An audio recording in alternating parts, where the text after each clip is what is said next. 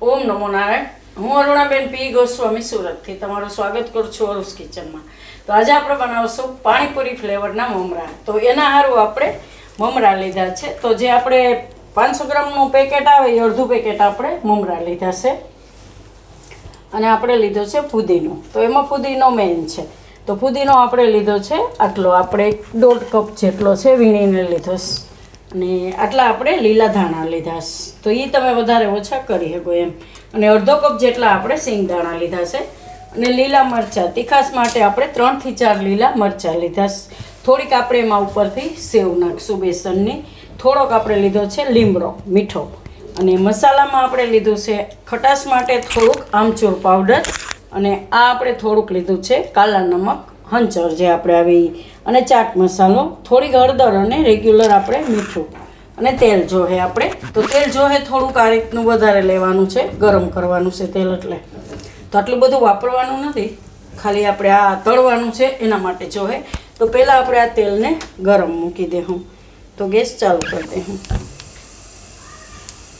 તો તેલ આપણે એકવાર જોઈ લેવું। હવે તો એક લીમડાનું પાન નાખીને જોઈ લેવું। આ રીતનું આપણે તેલ ગરમ થઈ જવું જોઈએ।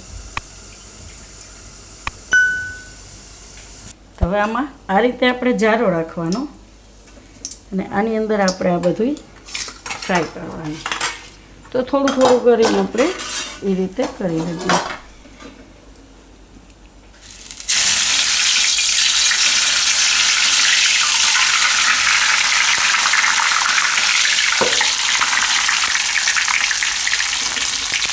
આ રીતનું આપણે કરવાનું, આનામાં કાઢી લેવું।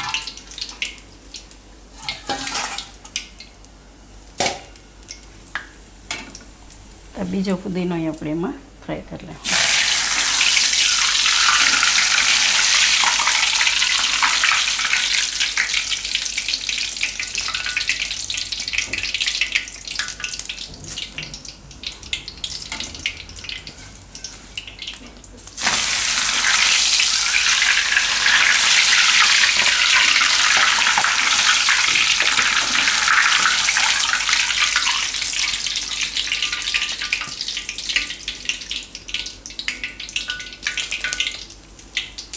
હવે આ લીમડો,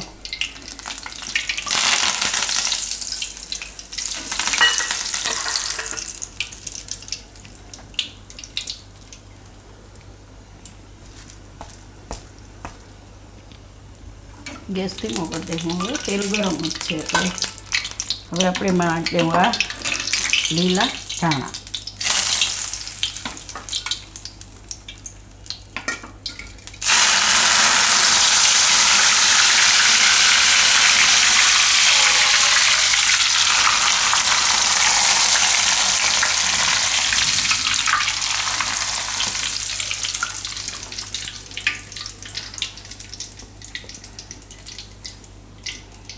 તો આને આપણે આમાં ભેગા નાખી દઈશું। અને હવે મરચાં, તો મરચાં તમે તમારી તીખાશ પ્રમાણે નાખી શકો, જેવું તીખું ખાવું હોય એવું એમ। તો વધારે તીખું જોતું હોય તો 1-2 આપણે તીખી મરચી નાખી દેવાની છે આવે।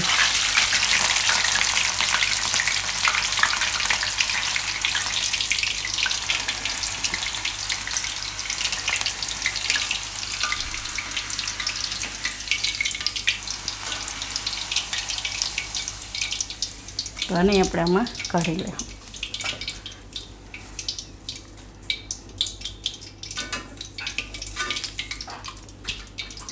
આ બીને એને થોડુંક કાઢી નાખીશું આપણે।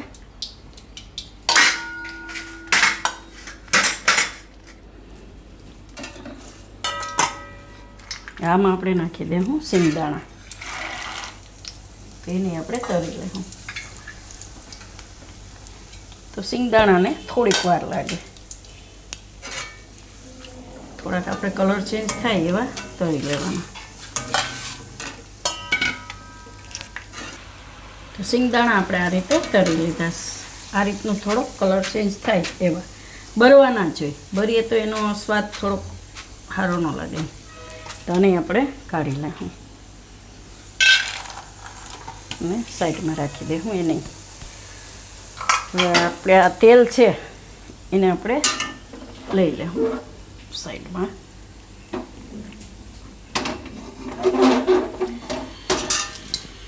અને અહીંયા આપણે બીજું બકડીયું રાખશું. તો આમાં આપણે તેલ નથી નાખવાનું, ખાલી મમરાને એમનેમ શેકવાના છે. કે થોડાક અત્યારે શું છે ચોમાસું છે તો મમરા થોડાક હવાઈ ગયા હોય એટલે થોડાક એકદમ સરસ કડક થઈ જાય એવા એને આપણે શેકી લેવાના છે. તો બકડીયું ગરમ થાય એટલે એને ઝાઝી વાર નહીં લાગે, 2 થી 3 મિનિટમાં એકદમ સરસ થઈ જાય. મમરા આપણે આ રીતે શેકી લીધા. તો ગેસ બંધ કરી દે. હું નીચે ઉતારી લેવાનું, અહીં રહેવા દે. વચ્ચે વચ્ચે હલાવી લેવાનું કેમ કે કઢાઈ ગરમ હોય ને એટલે. હવે આપણે જે બધો મસાલો બનાવ્યો, આ ફુદીનો, ધાણા ભાજી, મરચાં એ બધું આપણે પીસવાનું છે મિક્સર જારમાં. તો આને ઠંડુ થઈ ગયું તો આ બધું આપણે આમાં લઈ લેવું. તો બધું એકારે ન હાલે તો આમ પીસાઈ જાય એટલે ઓછું થઈ જાય, એટલે 1-2 આટા મારીને પછી પાછું એમાં ભરીને બધું એકારે પીસી લેવું આપણે. આ રીતે જો 2 આટા ફરે એટલે એ ઓછું થઈ જાય, એટલે પછી પાછું થોડુંક પીસી ને પાછું આ વધારાનું હોય એ એમાં નાખી દેવાનું એમ. તો આને આપણે પીસી લેવું. તો આને આપણે 2 કાંટા ફેરવી લીધા તો જો આ ઓછું થઈ ગયું એ રીતે. તો આ બીજું બધું એમાં આપણે હવે નાખી દેવું.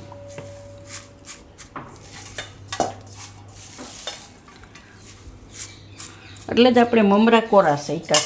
આમાં આપણે તેલ આવી ગયું અને તેલનો આપણે વઘાર કરશું એટલે આ રીતે. તો આને પીસી લેવું. તો આને આપણે પીસી લીધું આ રીતનું. હવે આપણે આ જેમાં કાઢ્યું તો એ જ કઢાઈ લઈ અને ગેસ ચાલુ કરશું. આમાં આપણે થોડુંક તેલ નાખીશું. જે રીતે આપણે મમરા વઘારવામાં તેલ નાખીએ એ રીતે થોડુંક.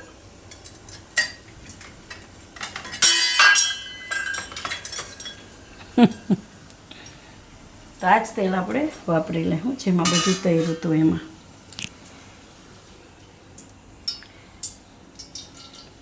તો થોડુંક ગરમ થવા દેવું આને આપણે.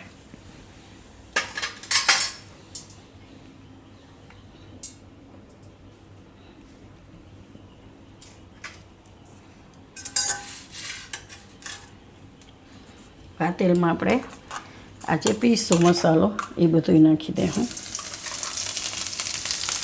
ગેસ બંધ કરી દેવું. ખાલી આપણે થોડુંક તેલ ગરમ થાય ત્યાં સુધી જ રાખવાનું હોય.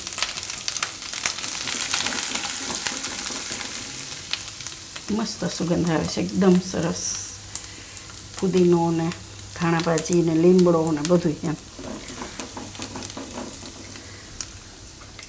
એકદમ મસ્ત ફ્લેવરના. આ રીતે મિક્સ કરી દેવાનું આપણે બધું.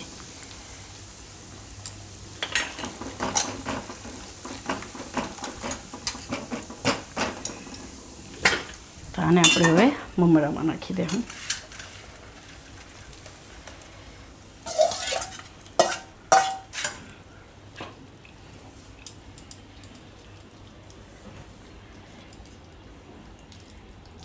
સેવ મમરા તો આપણે ઘરમાં હોય જ અને બધાને ભાવતા જ હોય.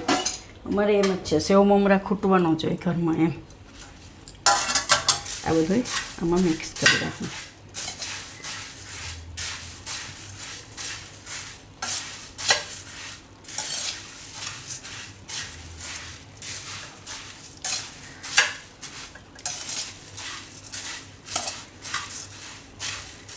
ઘણાઈને સેવવાળા મમરા ભાવે, ઘણાઈને એમ ન ભાવે. અમારા ઘરમાં 2 રીતના બને. મારા હસબન્ડને સેવવાળા ન ભાવે, એને ખાલી માંડવીને દાણાવાળા જ ભાવે, અને છોકરાઓને સેવ મમરા ભાવે. એટલે એ રીતે અલગ અલગ બનાવવા પડે. તો બધું આ રીતે મિક્સ કરી દેવું. એકદમ મસ્ત લીલો કલર આવી ગયો છે.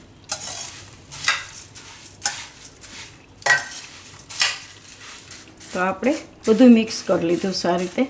તો હવે એમાં આપણે આ જે મસાલા બધા લીધા એ નાખી દેવું. મીઠું, હળદર, મરચું,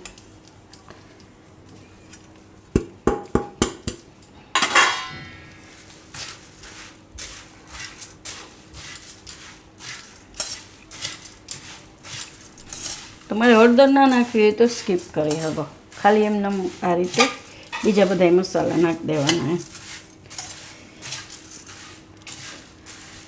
તો આમાં આપણે હવે આ દાણા નાખી દેવું.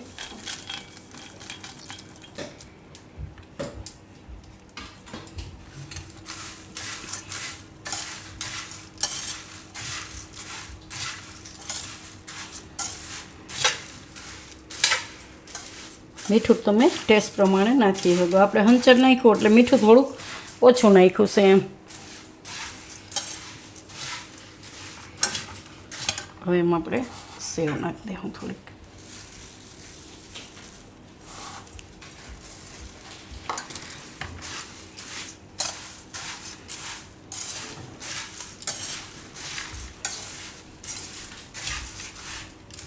અને હળદર તમારે તેલમાં નાખવી હોય તો તેલમાંય નાખી શકો. આ ગરમ હોય એટલે એમાં મિક્સ થઈ જાય મસાલો. તો આને આપણે હવે એક વાટકામાં કાઢી લઈશું.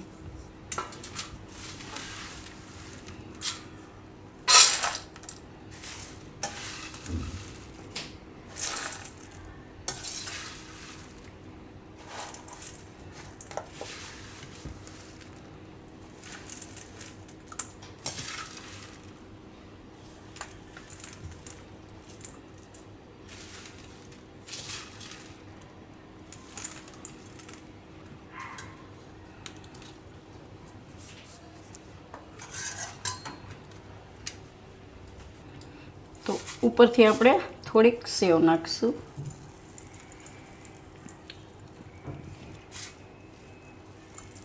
અને ડુંગળી, તો ડુંગળી આના ભેગી ખાવામાં મજા આવે. અને આ મમરા તમે બનાવી અને ટ્રાવેલિંગમાં લઈ જઈ શકો એમ. તો ઘણીવાર કેવું કે આપણે ટ્રેનમાં કે બસમાં કે બહાર જતા હોય તો બનાવીને આ રીતે લઈ જઈ શકીએ. તો શું છે કે રસ્તામાં આપણે કાંઈ પડીકા લેવાનું પડે એમ. તો તૈયાર છે આપણા પાણીપુરી ફ્લેવરના સેવ મમરા એમ. તો જો તમને મારી આ રેસીપી પસંદ આવી હોય તો એને લાઇક કરજો, શેર કરજો અને મારી ચેનલને સબસ્ક્રાઈબ કરજો. અને બેલ આઇકન દબાવવાનું ના ભૂલતા. કમેન્ટ કરીને કહેજો કે તમને કેવા લાગ્યા પાણીપુરી ફ્લેવરના સેવ મમરા.